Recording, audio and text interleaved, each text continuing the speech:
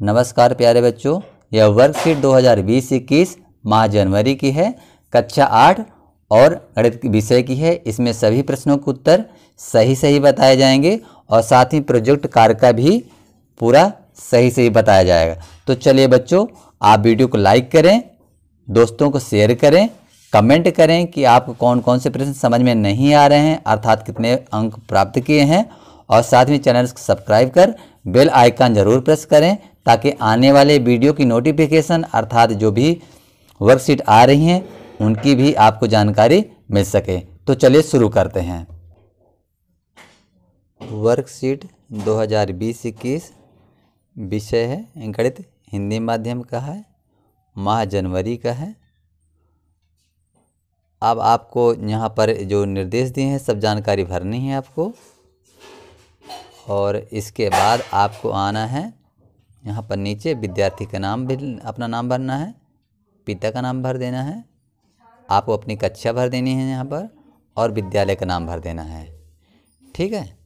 और इसके बाद है यहाँ जांचकर्ता का है, 20 नंबर का है प्रोजेक्ट और लिखित, और साथ में ये आपको अंक यहाँ पर मिलेंगे।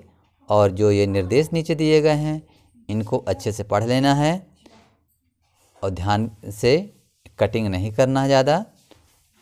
अब चलिए, अब ये खंड आ पर हम चर्चा करते हैं।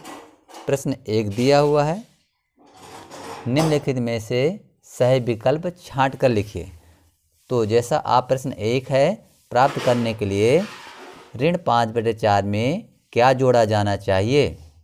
इसका उत्तर तो ये है 1/4, लेकिन हम इसको हल करके बता रहे हैं कि ऋण 5/4 में हम यक्स जोड़ते हैं और क्या मिलता है?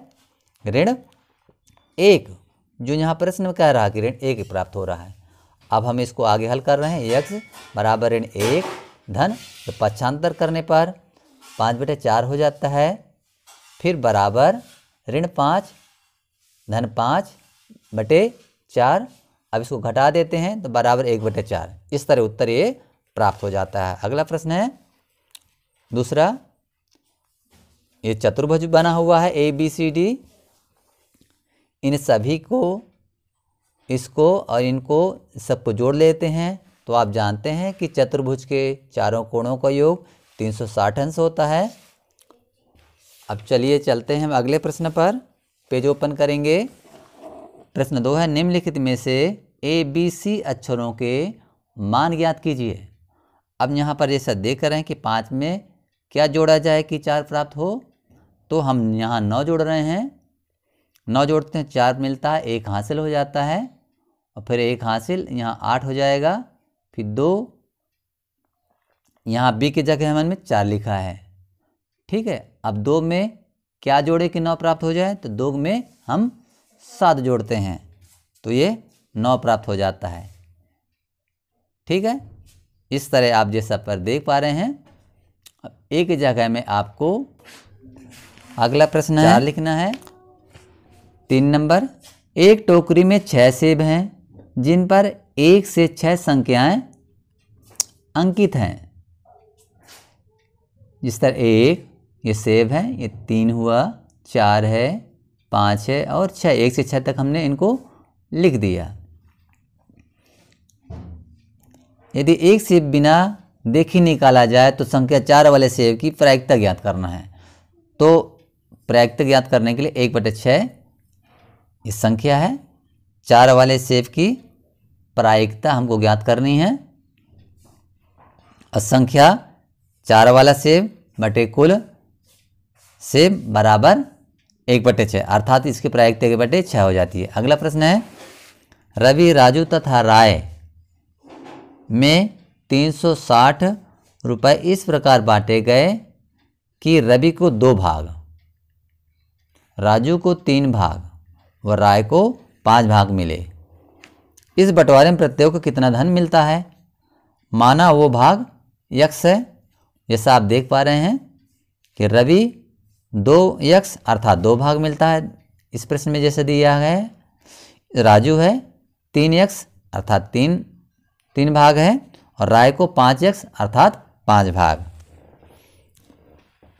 अब आप जैसे देख पा रहे हैं कि 2x 3x और 5x को आपस में जोड़ते हैं तो कुल 360 रुपये होता है। अब यहाँ सबको योग करते हैं, 2 3 5 5 10 हो जाता, 10x बराबर 360, और तो x बराबर 360 में 10 का भाग करते हैं तो ये 36 रुपये आ जाता है। अब आप जैसे देख पा रहे हैं कि रवि को 2x अर्थात 36 गुणे 2 अर्थात 72, राजू को 3 गुणे 36 अर्थात 108 रुपये, और राय को 5 गुणे 36 अर्थात 180 रुपये मिलते हैं। अर्थात इनमें से 72, 108 और 180 रुपये इन तीनों को मिल जाते हैं। चलिए चलते हैं अगले प्रश्न पर। एक समद्विबाहु त्रिभुज में शीर्ष कोण 40 अंश है, त्रिभुज के शेष कोणों की माप ज्ञात कीजिए। अब यहाँ ये समद्विबाहु त्रिभुज है, इसकी विशेषता होती है कि दो भुजाएं ये आपस में बराबर हैं। ये शीर्ष कोण है 40 अंश का।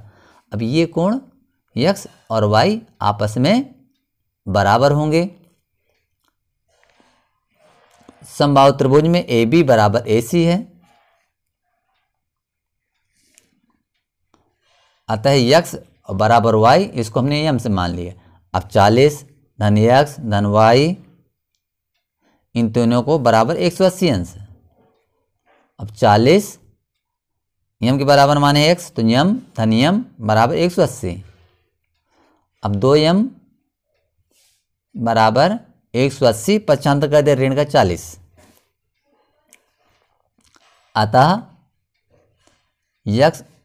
अतः अब यम बराबर 140 बटे 2 भाग करते हैं तो 70 अंश आ जाता है। अतः x भी 70 अंश और y भी 70 अंश हो जाता है। चलिए अगला प्रश्न है, गोलू एक गाय 2000 रुपये में खरीद कर सोनू को कितना कर रहा है, खरीद करके 25% लाभ पर बेचता है। यदि सोनू गाय को 22 रुपये में बेचे तो उसे कितने प्रतिशत लाभ अथवा हानि होगी। ठीक है, तो अब हम देखते हैं यहाँ पर कि ये 22 रुपये में बेच रहा है। लाभ हानि का प्रतिशत हमको बताना है कि लाभ है कि हानि है। अब हम गोलू ने 25% लाभ पर गाय बेची। अब लाभ हम ज्ञात करते हैं 2000 रुपये गुणे 25 बटे 100, यानी ये क्रय मूल्य है 2000। इसको हम भाग देते हैं इस तरह। ये कटिंग करने के बाद 500 रुपये लाभ मिलता है। अब गोलू का विक्रय मूल्य बराबर सोनू का क्रय मूल्य, तो 2000 और धन लाभ, अर्थात गोलू ने कितना बेचा 25 रुपये में, और सोनू ने 25 रुपये में वो गाय को ली। अब है सोनू ने गाय को 22 रुपये में बेची जबकि 25 रुपये में खरीदी।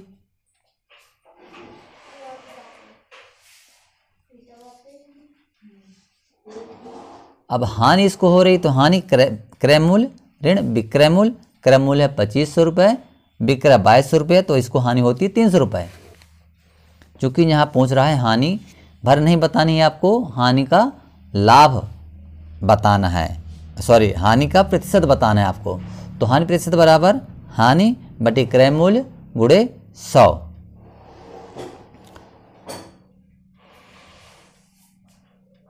तो यहाँ हानि 300 रुपये, क्रय है 25 रुपये गुणे 100। इन शून्यों को आपस में काट देना है और 300 में 25 का भाग देते हैं तो 12 मिल जाता है, अर्थात हानि 12%। अगला प्रश्न है,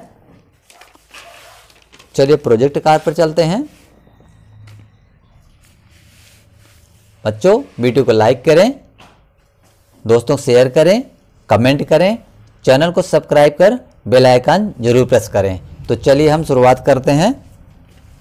आप इनको चाहें तो अलग अलग कर सकते हैं, लेकिन आपको बेहतर होगा कि जैसा जो इसमें लिखा गया है सेम वैसा ही लिखना है आपको।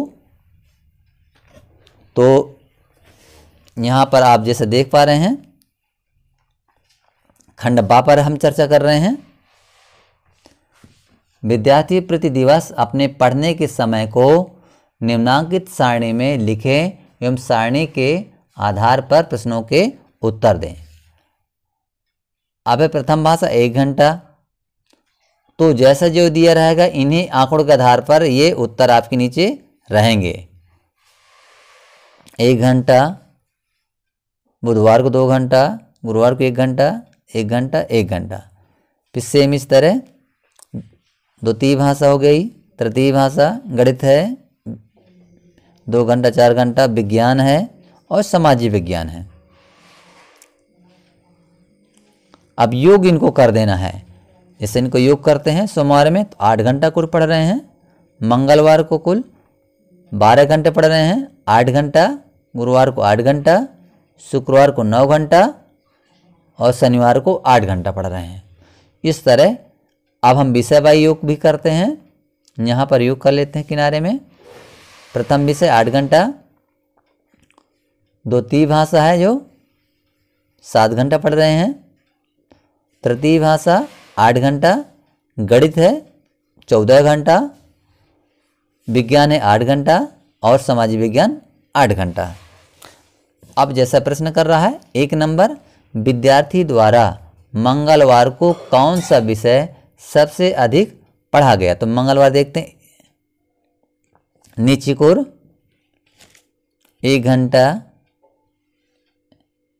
1 घंटा, 2 घंटा और यह गणित है 4 घंटा, 2 घंटा शेष है। तो हम इसको बता देना है, चूंकि विषय पूछ रहा है तो हमको लिख देना गणित। फिर अगला प्रश्न है, किस दिन विद्यार्थी ने सबसे अधिक समय पढ़ाई की। किस दिन पूछ रहा है आपको, तो हमें सोमवार, मंगलवार, बुधवार, शुक्रवार, ये शनिवार ये सब दिया हुआ है। अब हम देखिए ऊपर देखते हैं, टोटल अब 8 घंटा, 12 घंटा और फिर 8 ये है, यहाँ से 12 घंटा है। तो कौन सा है, मंगलवार को। तो हम यहाँ पर लिख देंगे मंगलवार। इसके बाद आगे चर्चा करते हैं, पूरे सप्ताह में विद्यार्थी किस विषय की पढ़ाई सबसे कम की। तो हम यहाँ देखते हैं 8 घंटा, फिर यहाँ 8 के बाद 7 घंटा, 8, 14, 8, 8, तो यहाँ सबसे है कम 7 घंटा। विषय कौन सा है, द्वितीय भाषा। द्वितीय भाषा करेंगे आप, ठीक है। अब इसको आप द्वितीय भाषा में अंग्रेजी पढ़ते हैं तो अंग्रेजी भी लिख सकते हैं, लेकिन द्वितीय भाषा भी लिखिएगा। इसके बाद हम चर्चा करते हैं अगले प्रश्न पर, पूरे सप्ताह में विद्यार्थी ने गणित व विज्ञान विषय को पढ़ने में कितना समय दिया। यानी आपको गणित पर बताना है। आप यहाँ से देखेंगे गणित में लास्ट में योग है, ये 14 घंटे है और विज्ञान 8 घंटे है, तो 8 घंटा कर देना है। आप ध्यान देना है, उपरोक्त आंकड़ों का प्रयोग कर एक दंड आरेख बनाइए। बेहतर होगा कि आप पेंसिल से और स्केल की सहायता से बढ़िया साफ सुथरा बनाएं। अब देखिए समय है, समय को हमने घंटों में लिखा, 1 घंटा, 2 घंटा, 3, 4, 5, 6, 7, 8, 9, 10, 11, 12, 13, 14। इसी तरह ये दिया है पूरे सप्ताह में विषयवार पढ़ाई का समय घंटा में दिया गया है। अब हम नीचे को और क्या लिखते हैं, प्रथम भाषा, द्वितीय भाषा, तृतीय भाषा, गणित, विज्ञान, सामाजिक विज्ञान। अब यहाँ पर देख रहे हैं कि प्रथम भाषा कितने घंटा पढ़ रहे हैं आप, यहाँ पर देखिए ये 8 घंटा दिया है, तो इसको हमको 8 के सामने हमने यहाँ कर दिया और रेखांकित कर दिया, क्योंकि प्रथम भाषा को हमने पूरे सप्ताह में 8 घंटे पढ़े हैं। अब द्वितीय भाषा 7 घंटे, तो यहाँ पर 8 के थोड़ा सा नीचे रहेगी और 7 के सामने इसको रेखांकित कर देना है। ये द्वितीय भाषा आपने पूरे सप्ताह में 7 घंटे पढ़ी है। इसके बाद तृतीय भाषा है। तृतीय भाषा जैसा कि आप देख पा रहे हैं यहाँ से 8 घंटे पढ़े हैं, तो 8 के सामने आपको ये दंड आरेख बना देना है और रेखांकित कर देंगे। इसके बाद गणित है, गणित को आप कितने घंटे पढ़ रहे हैं, 14 घंटे, तो सबसे ऊपर सबसे बड़ा रहेगा इसका दंड आरेख, 14 पर बना करके रेखांकित कर देना है। इसके बाद विज्ञान है, कितने घंटे, 8 घंटे। और इस तरह विज्ञान है, सामाजिक विज्ञान है, ये 8-8 घंटे कर देते हैं। यहाँ पर 8 घंटा दिया गया है और इस तरह करके बढ़िया इसको बना देना है। बच्चों, आप वीडियो को लाइक करें, शेयर करें, कमेंट करें और चैनल को सब्सक्राइब कर बेल आइकन जरूर प्रेस